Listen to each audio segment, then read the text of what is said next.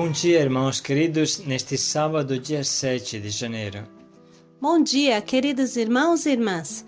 Meditaremos hoje a primeira carta de São João, capítulo 5, versículos de 14 a 21. Se alguém vê seu irmão cometer um pecado que não conduz à morte, reze e Deus o salvará. Precisa de muita calma e oração para entender o trecho de hoje, que nos mostra a força da intercessão entre irmãos. Esperamos que os nossos pecados não conduzam à morte, sejam pecados involuntários ou de fraqueza. Esperamos que a nossa opção fundamental seja para Deus e não para o mal. Se assim for, de verdade, forte e eficaz é a intercessão. Ao invés que julgar e criticar quem tropeça, reze por ele, e Deus lhe dará a vida. Acredite no seu coração bom, que escolheu a Deus, igual você. A primeira carta de São João. Caríssimos, esta é a confiança que temos em Deus. Se lhe pedimos alguma coisa de acordo com a sua vontade, Ele nos ouve. E se sabemos que Ele nos ouve em tudo o que lhe pedimos, sabemos que possuímos o que havíamos pedido. Se alguém vê seu irmão cometer um pecado que não conduza à morte, que ele reze, e Deus lhe dará a vida. Isto se de fato o pecado cometido não conduz à morte. Existe um pecado que conduz à morte, mas não é a respeito deste que eu digo que se deve rezar. Toda iniquidade é pecado, mas existe pecado que não conduz à morte. Sabemos que todo aquele que nasceu de Deus não peca. Aquele que é gerado por Deus, Deus o guarda e o maligno não o pode atingir.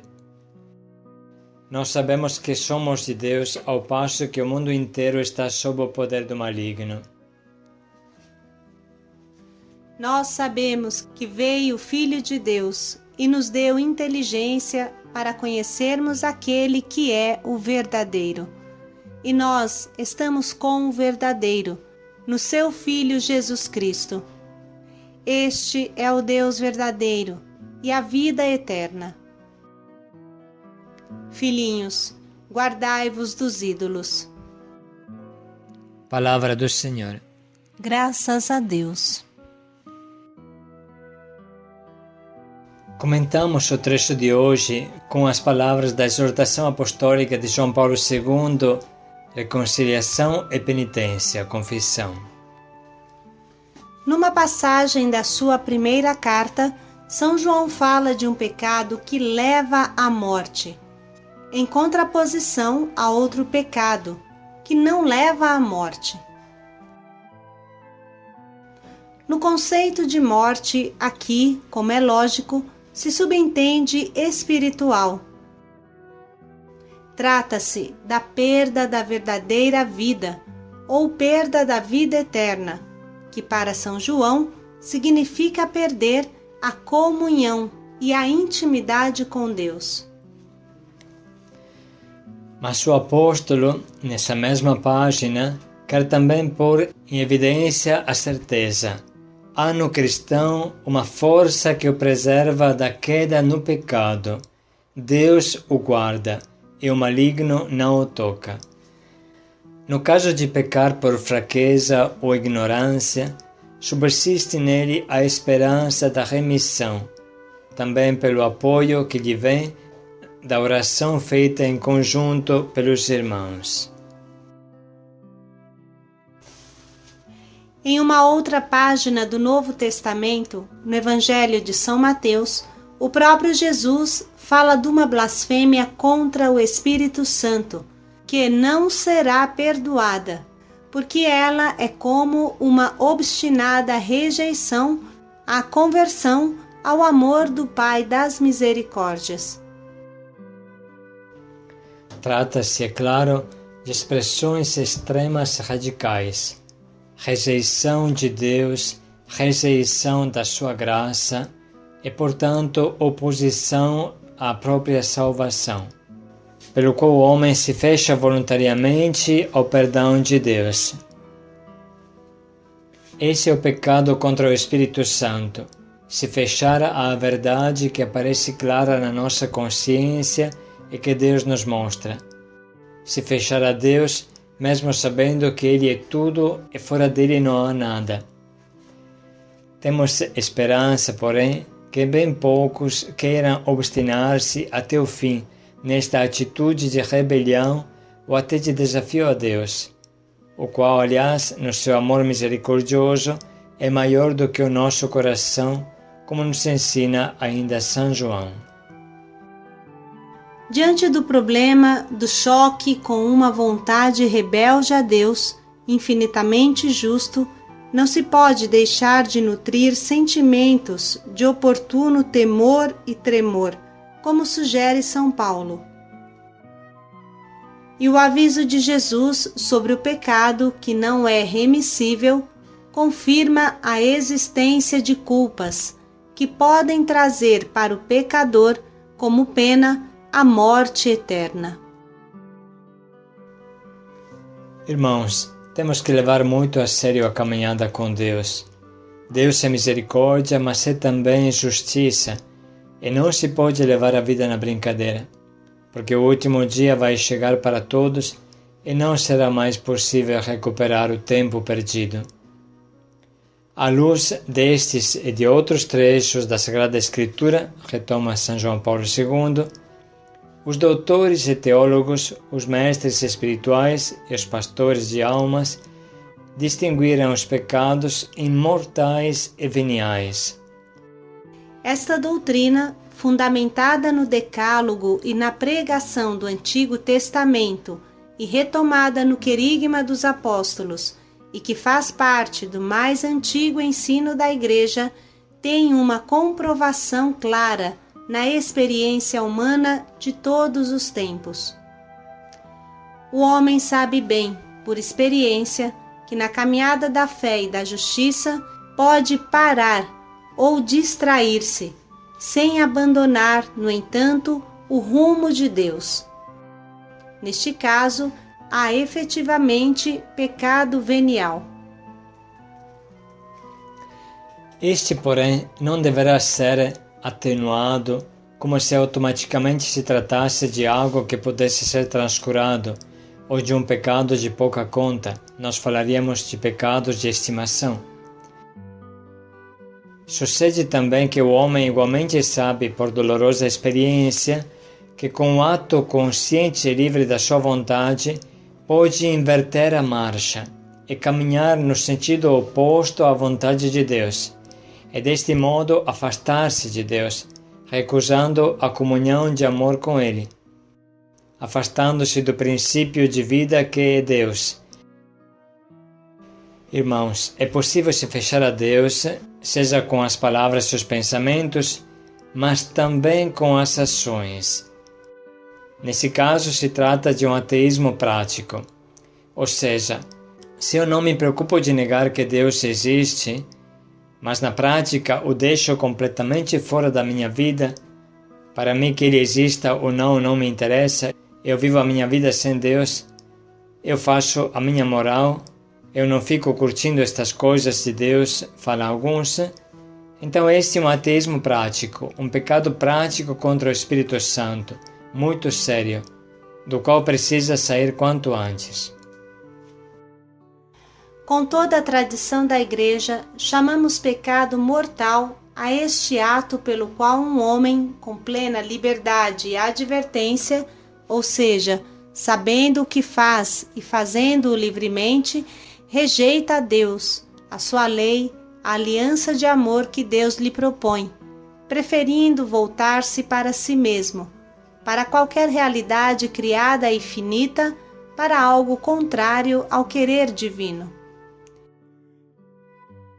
Isto pode acontecer de modo direto e formal, como nos pecados de idolatria, apostasia e ateísmo, ou de modo equivalente, como em todas as desobediências aos mandamentos de Deus em matéria grave.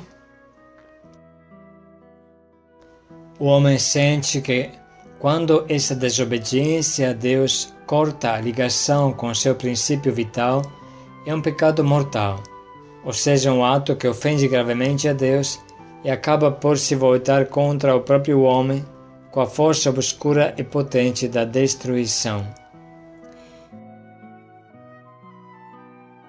Irmãos, termina aqui o trecho de São João Paulo II, mas convidamos a continuar a sua reflexão pessoal ou em grupo sobre essa grave experiência pessoal. O pecado corta o relacionamento com Deus, com a alegria de Deus, tanto que São João Bosco, quando via um dos seus jovens tristes, nem perguntava: "O que você tem?", mas logo dizia: "Vai se confessar", e a alegria voltava. Mas agora vamos voltar a ler novamente o trecho de hoje. Caríssimos, esta é a confiança que temos em Deus. Se lhe pedimos alguma coisa de acordo com a sua vontade, Ele nos ouve. E se sabemos que Ele nos ouve em tudo o que lhe pedimos, sabemos que possuímos o que havíamos pedido. Se alguém vê seu irmão cometer um pecado que não conduza à morte, que ele reze, e Deus lhe dará a vida. Isto se de fato o pecado cometido não conduza à morte. Existe um pecado que conduza à morte, mas não é a respeito deste que eu digo que se deve rezar. Toda iniquidade é pecado, mas existe pecado que não conduz à morte. Sabemos que todo aquele que nasceu de Deus não peca.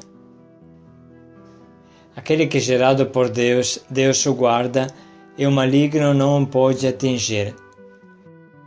Nós sabemos que somos de Deus ao passo que o mundo inteiro está sob o poder do maligno. Nós sabemos que veio o Filho de Deus e nos deu inteligência para conhecermos aquele que é o verdadeiro. E nós estamos com o verdadeiro, no seu Filho Jesus Cristo. Este é o Deus verdadeiro e a vida eterna. Filhinhos, guardai-vos dos ídolos. Podemos parar e escrever as frases que mais falam à nossa cabeça, ao nosso coração.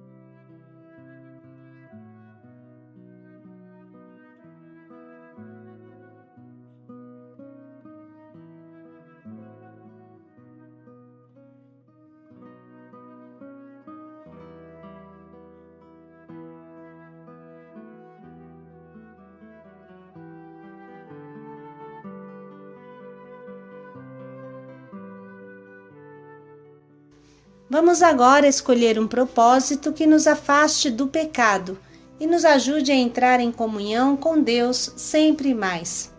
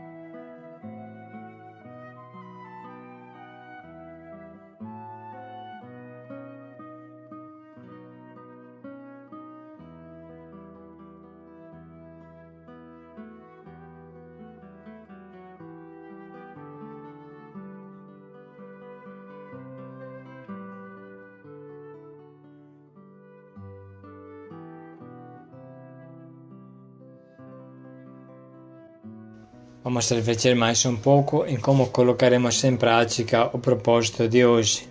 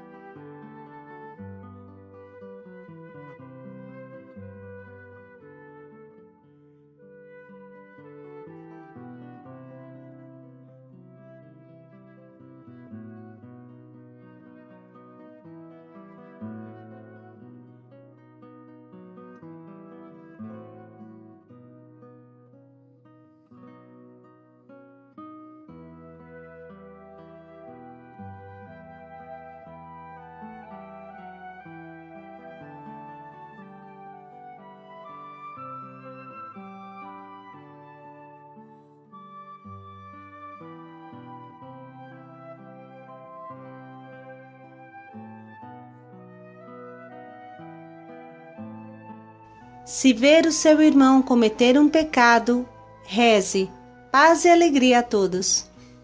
E Deus lhe dará a vida, paz e alegria a todos.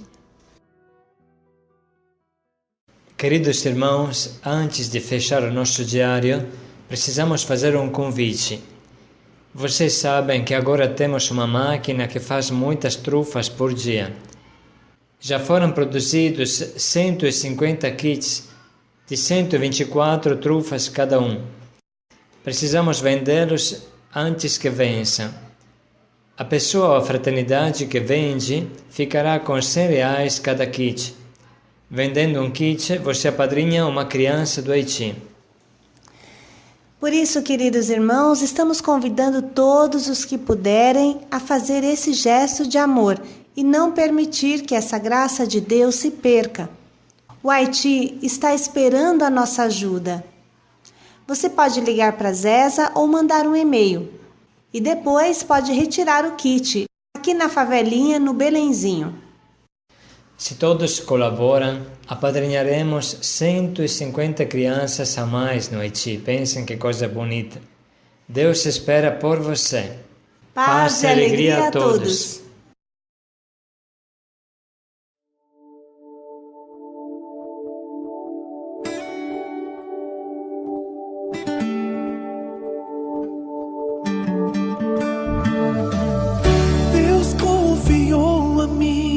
Tuas lágrimas, deu a missão de estar contigo aonde for, te socorrer quando andares mal, ser teu conforto quando sentires dor.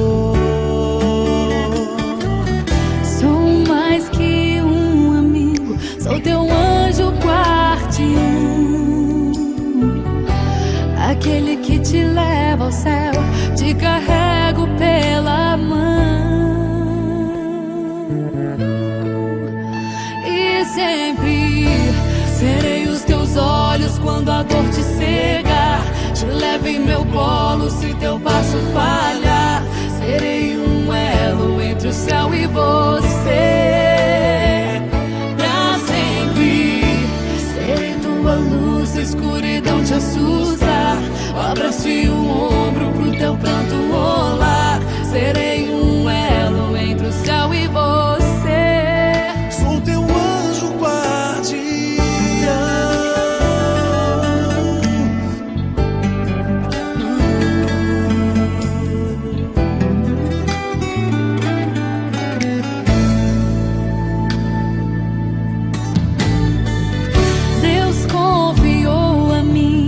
Teus segredos, tudo do teu coração, pra que eu possa te ajudar. Ser teu abrigo quando a chuva vem, ser teu apoio pra não te deixar cair. Sou mais que um amigo, sou teu anjo guardião.